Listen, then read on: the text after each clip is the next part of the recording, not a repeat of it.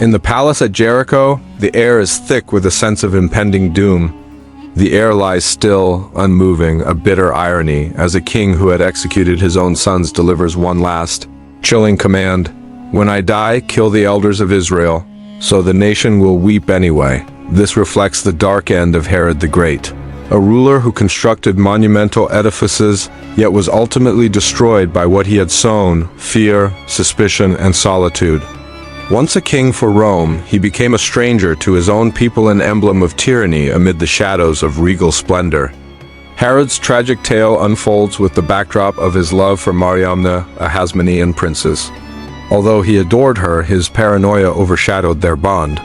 The shifting tides of loyalty had saved his throne but doomed his house. When whispers of supposed treachery from Mariamne reached his ears, his love turned into suspicion.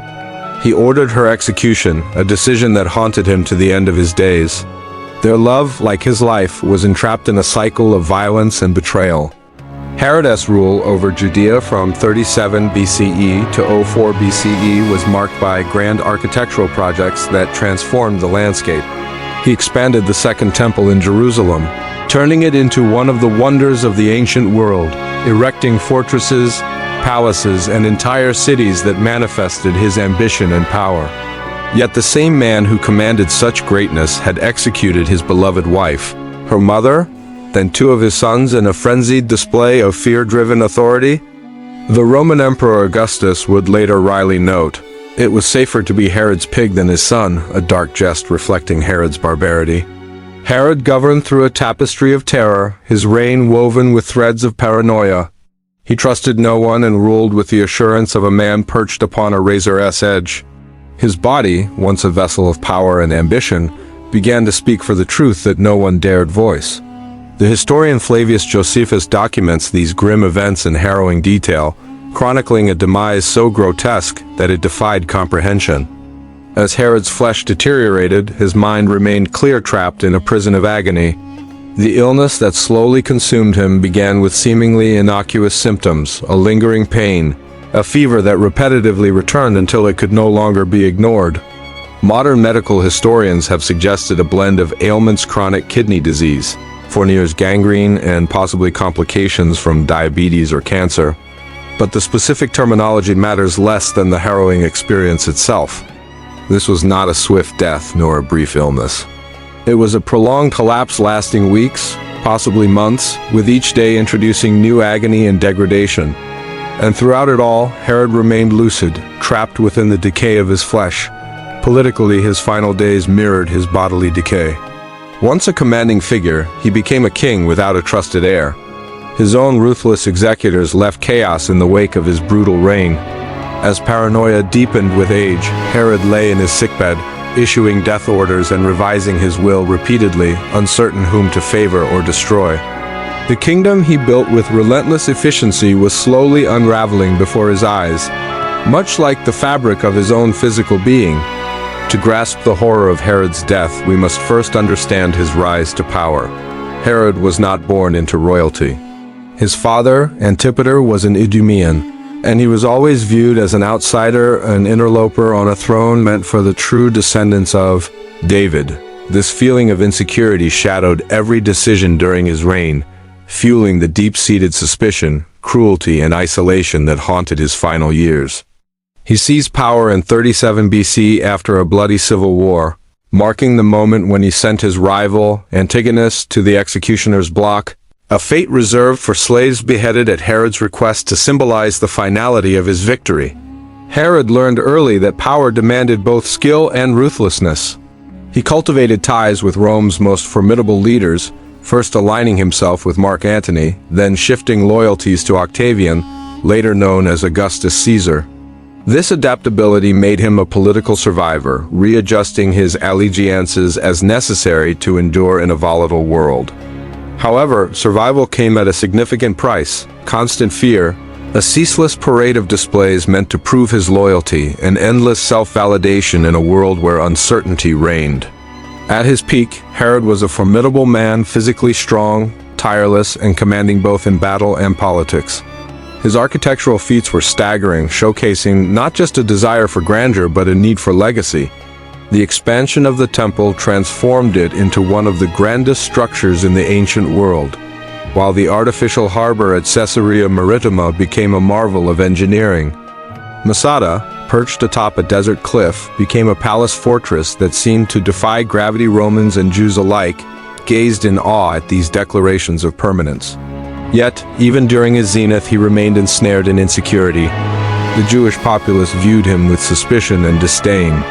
His monumental constructions were perceived as vanity projects, while his allegiance to Rome marked him as a traitor. In a desperate bid for approval during a time of famine, he melted down his gold to buy grain for the people and lowered taxes to stimulate the economy. But none of it sufficed. He was not one of them.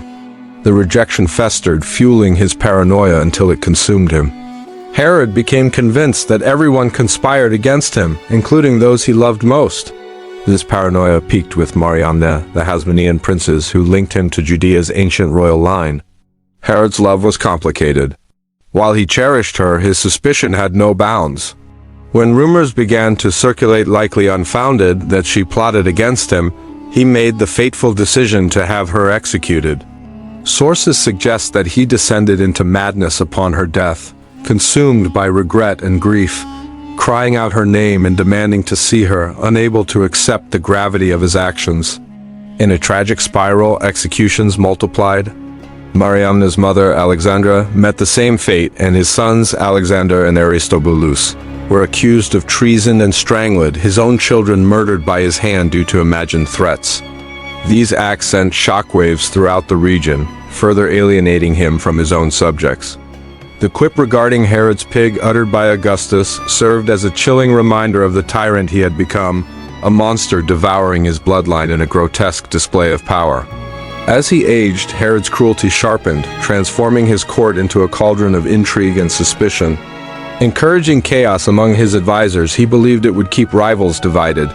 By the time illness struck in his 60s, Herod had become a man devoid of love or trust. The first signs of his affliction began as a persistent fever and stomach woes, minor ailments dismissed in a time when such discomforts were common. Little did he know the ominous grip of fate was tightening around him. Herod consulted physicians trained in Greek medicine, experts well-versed in Hippocratic and Galenic principles. They examined him, prescribing diets and bloodletting, a practice aimed at restoring balance to bodily humors. Yet none of it yielded results, and they remained oblivious to the impending horror of one of history's most revolting demises. As weeks went on, the fever persisted, mild yet draining. While ancient doctors attributed this to internal imbalance, modern medical insights suggest infections likely originating from his kidneys or intestines. With the fever came a new torment, unbearable itching. Josephus vividly describes how Herod scratched himself until his skin bled, while servants applied oils to alleviate the discomfort, but nothing worked. The itching consumed his waking hours, robbing him of peaceful sleep, likely linked to uremia as toxins built up in his failing kidneys. Soon, abdominal pain joined the torment. What began as mild discomfort escalated into stabbing agony radiating into his groin. Remedies proved ineffectual and the pain only intensified. Inside, his flesh began to die, a slow and excruciating process playing out within him. Herod's appetite vanished. The foods that once delighted him turned revolting. When he forced himself to eat, his stomach rejected it violently, leading to rapid weight loss. His once imposing body became gaunt, the royal robes hanging listlessly from his shrinking frame. Whispers circulated within the palace. Was the king dying? Should courtiers prepare for the next ruler?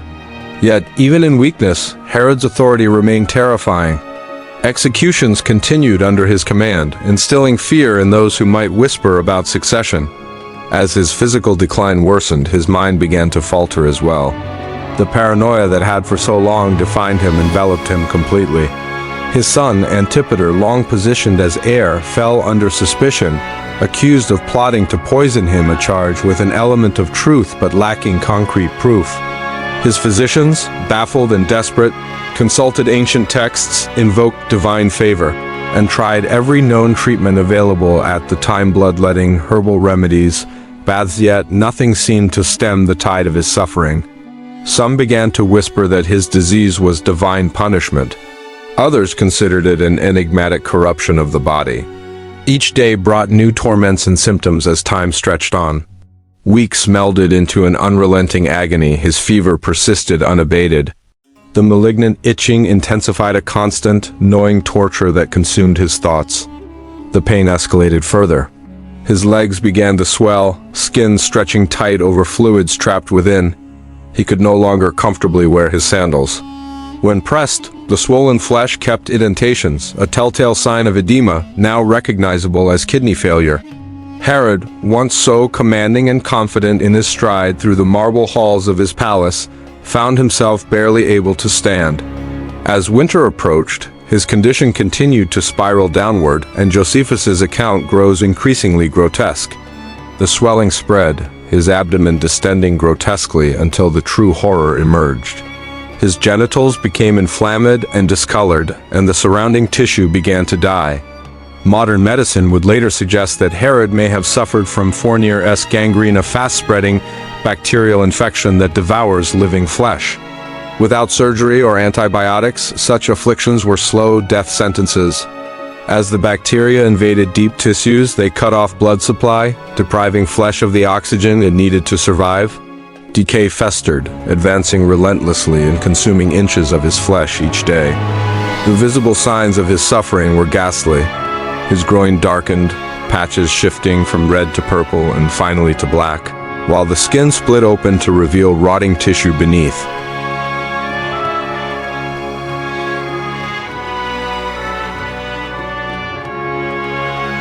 He could neither sit nor lie comfortably. Every minimal movement sent waves of agony crashing through his body. His physicians could only manage pain with weak wine and opium, remedies insufficient to quell the torment raging through his system. Another horror emerged, the stench of rotting flesh, primal and unbearable, a cascade of decay that aroused instinctive revulsion in those nearby. Josephus records that the odor from Herod's body filled the palace, making it unbearable for servants and physicians alike, who were forced to wrap cloths around their faces. Even those within his own family, accustomed to the rigors of court life, could not remain in the room. The king's chambers reeked of death, a fate unimaginable for a man who once lived to command respect and maintain his image. This period became a psychological torture of its own kind. The man who had commanded armies now lay helpless, trapped in filth and decay. When he caught a glimpse of his reflection in polished cup or waiting basin, he saw a figure transformed into a spectral shadow, yellowed, hollow-eyed, and skeletal. His mind remained acute enough to comprehend the degradation of his own existence. The physicians, panic-stricken, found no theoretical explanations for this kind of unstoppable decay. Some considered it divine wrath-fitting punishment for the sins committed throughout his life. As the intersections of disease and divinity blurred, Herod's condition became an allegory of moral corruption made flesh. His lungs began to fill with fluid pulmonary edema, making each breath a struggle, raspy and shallow. His intestines ulcerated, producing bloody diarrhea. His skin erupted with sores that oozed pus. The man who had once embodied power and control now found every organ failing him. Yet he remained conscious, forced to witness the relentless collapse of his own body. Then came the worms. Josephus records what was perhaps the most grotesque turn in Herod's slow demise. His genitals became infested with maggots, real creatures not symbolic, drawn by the miasma surrounding him. The flies, lured by the stench, laid eggs in his decaying flesh, and the larvae feasted upon his dead tissue. Medical experts confirm that this phenomenon is consistent with advanced gangrene, but in Herod's case, it was further compounded by his body being turned into a morbid environment, a living corpse, an ecosystem of decay. In modern medicine, sterile maggots are sometimes employed to cleanse wounds. However, Herod's infestation was wild and unrestrained. The wriggling maggots burrowed deep into the open wounds, devouring flesh while he still lived. The sensation of being eaten alive must have been indescribable. Servants attempted to scrape them out, but the effort only tore away living tissue, causing further bleeding and inviting new flies daily to lay fresh eggs. And thus the infection spread beyond his groin, with open sores appearing on his legs and abdomen becoming infested. The rectum, damaged by ulcers, swarmed with insects. A king who once ruled by fear was now reduced to a decaying host for vermin, no longer even human in the eyes of those who had once feared him. The servants who tended him broke down, desiring to escape the horror. Some refused to continue their duty. Others who were forced to replace them fled as soon as they could. In Jewish tradition, contact with the dead rendered one impure. Herod, alive yet rotting, had become a source of defilement. Priests could not approach him, and rituals were forbidden in his presence. Symbolically, he had crossed into Sheol, the land of the dead, while still drawing breath. The image was haunting. The man who sought immortality from temples and monuments had morphed into a walking corpse. His very existence testified to the futility of his ambition, where power and glory decayed into pus and thorns. In his fleeting moments of lucidity, he screamed not only from pain but from rage and despair. He cursed fate, whether divine or not, along with the gods who had abandoned him, and above all, his own flesh. Days blurred into weeks as the infestation renewed itself. Maggots matured, detaching only to return as the unending cycle of decay perpetuated itself.